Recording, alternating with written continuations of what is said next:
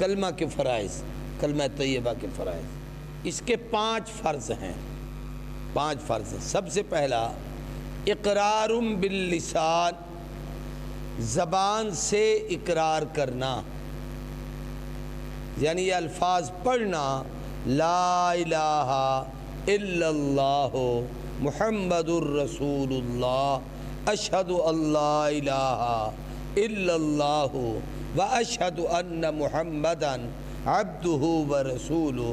جب تک زبان سے اقرار نہیں کریں گے، آپ 3 گھنٹے بھی توحید پر تقریر کریں اور کہیں میں مسلمان ہوں، میں دیکھو اللہ کی وحدانیت بیان کر رہا ہوں، خدا کو ایک مانتا ہوں، اللہ کو فلاں کرتا ہوں، تو یہ تو سارے یہودی عیسائی کہتے ہیں، پھر وہ بھی مسلمان ہو جائیں۔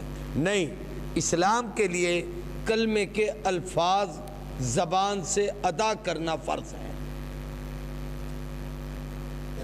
اس لیے حضور نے وہ کہا تھا، چچا کان میں کہہ دے، ادا کر دے، مانتا تو ہے ہی۔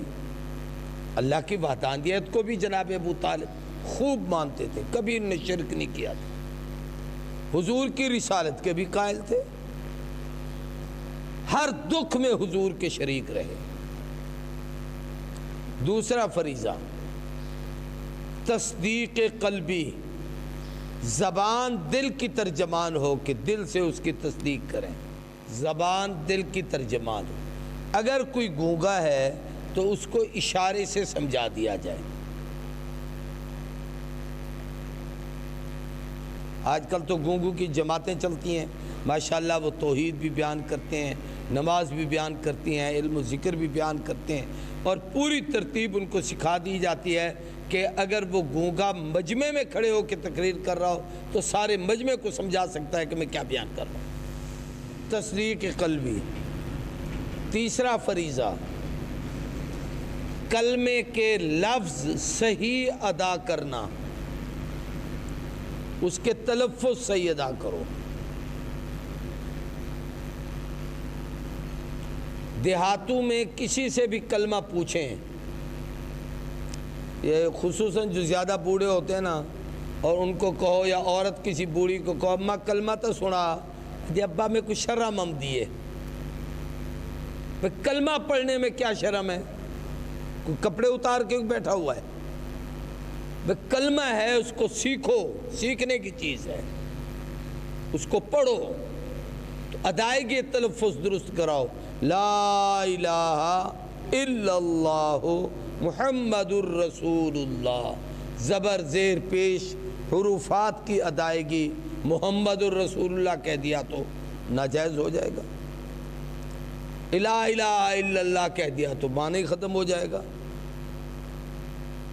تو الفاظ درست کرنا، اور اس درستگی میں لا الہ کی پہلی لام جو ہے، میری طرف دیکھیں گے تو بات سمجھ آ سکے گی۔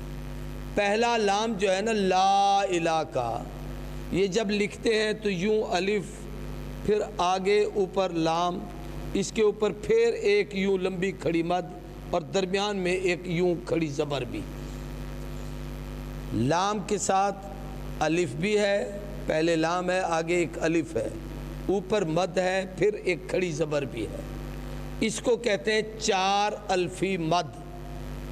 یہ آپ کو جو تجوید پڑھا رہتے ہیں، پتہ نہیں انہوں نے یہ اصول پڑھایا کہ نہیں پڑھایا، کہ اس لام کو 4 الفوں تک کھینچنا۔ الف ایک کیا ہے؟ آ، الف زبر آ، یہ ایک الف ہے۔ 4 الفی مد یہ ہوگی، میری طرف دیکھیں گے میرے ہاتھ کو، یہ میں نے مٹھی بند کرنی ہے، لا لا، جتنی دیر میں 4 انگلیاں بند ہوں اس کو 4 الفی مد کہتے ہیں۔ 3 انگلیاں بند ہوں 3 الفی مد کہلائے گی، 2 انگلیاں بند ہوں تو 2 الفی مد ہے، 1 انگلی بند ہو لا تو 1 کہلائے گی۔ تو لا اتنا کھینچ کے لا الہ الا اللہ محمد الرسول اللہ، یہ فرض ہے۔ اگر کوئی پڑھتا ہے لا الہ الا اللہ، لا الہ الا اللہ، لا الہ، جیسے بعض وجد میں کہہ رہے ہوتے ہیں، بالکل غلط کہتے ہیں اور کفریہ کہتے ہیں۔ تو کلمے کو صحیح پڑھنا۔ کتنے فرض ہو گئے؟ چوتھا کلمے کا معنی یاد کرنا۔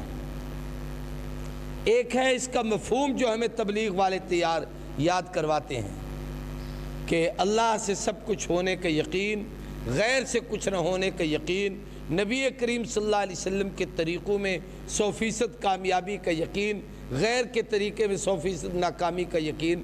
یہ تو مفہوم ہے، یہ معنی نہیں ہے۔ لا الہ، کوئی الہ نہیں، کوئی معبود نہیں، کوئی عبادت کے لائق نہیں، کوئی اس قابل نہیں کہ وہ معبود بنے، ہم اس کے عبد بنے، الا اللہ، مگر صرف اللہ۔ یہ ہے توحید۔ آگے محمد الرسول اللہ، محمد صلی اللہ علیہ وسلم اللہ کے رسول ہیں۔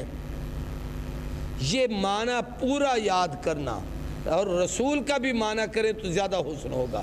محمد اللہ کے بھیجے ہوئے ہیں، انہوں نے انہیں رسول بنا کر بھیجا ہے، ہم ان پر یقین کرتے ہیں۔ ایسی کلمہ شہادت اشہد اللہ الہ الا اللہ، میں گواہی دیتا ہوں کہ اللہ کے سوا کوئی معبود نہیں، اور میں گواہی دیتا ہوں کہ حضرت محمد صلی اللہ علیہ وآلہ وسلم اللہ کے بندے بھی ہیں، اللہ کے رسول ہیں۔ عبدیت کا بھی اقرار کرنا ہے، رسالت کا بھی اقرار کرنا ہے۔ اور یہ کیوں؟ اس لیے کہ بعض دفعہ عبدیت کے انکار سے کفر آ جاتا ہے کہ رسول کا لفظ فرشتے کے لیے بھی ہے اور انسان کے لیے بھی ہے۔ انہ لقول رسول کریم ذی قوت عند ذی العرش مکین، یہ فرشتے کے لیے ہے۔ اب یہاں جو محمد الرسول اللہ یا عبدہ و رسولہ کہہ رہے ہو تو فرشتہ مراد لے رہے ہو یا حضور مراد لے رہے ہو؟ تو آقا کی عظمت، انسانیت اور آپ کا تقدس بیان کرنے کے لیے عبدہ بھی کہو، رسولہ بھی کہو۔ تو یہ پورا کلمہ پڑھیں گے تو تب مسلمان ہوں گے، نہیں پڑھیں گے تو مسلمان نہیں ہوں گے۔ پہلا فریضہ یہ ہے کہ زبان سے اقرار کرنا۔ کلمے کا دوسرا فرض ہے کہ اس کی تصدیق کرنا۔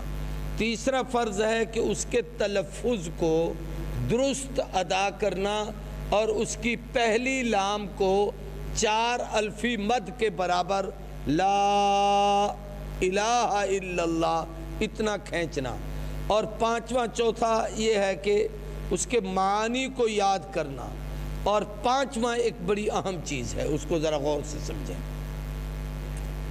ہمارے تبلیغ کے دوستو اس کا مطلب کہتے ہیں کہ اس کی آگے دعوت دینا، یہ بھی ہے، لیکن اس دعوت کا ایک طریقہ بھی ہے، وہ سمجھانا چاہتا ہوں۔ کہ آپ کسی جگہ پر بیٹھے ہیں، کسی محفل میں بیٹھے ہیں، وہاں کسی کی زبان سے کوئی کلمہ کفر ادا ہو گیا یا آپ سے کلمہ کفر نکل گیا، تو فوراً اپنے ایمان کی تجدید کرنے کے لیے کلمہ پڑھنا یہ فرض ہے۔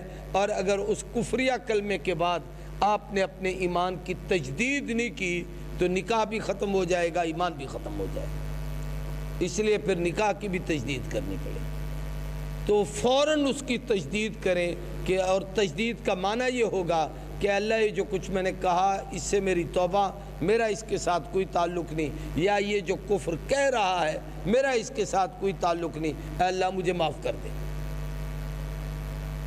یہ فرائض ہیں کلمے کے۔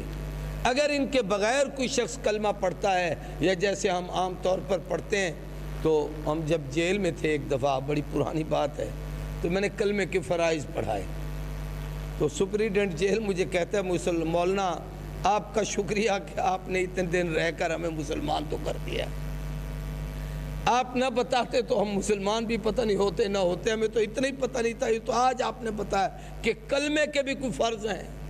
ہم نے نماز کے فرض یاد کیے، غسل کے فرض یاد کیے، وضو کے فرض یاد کیے، تیمم کے فرض یاد کیے، اور جو اصل بنیاد ہے کلمہ، اس کے فرض ہی نہیں آتے ہمیں۔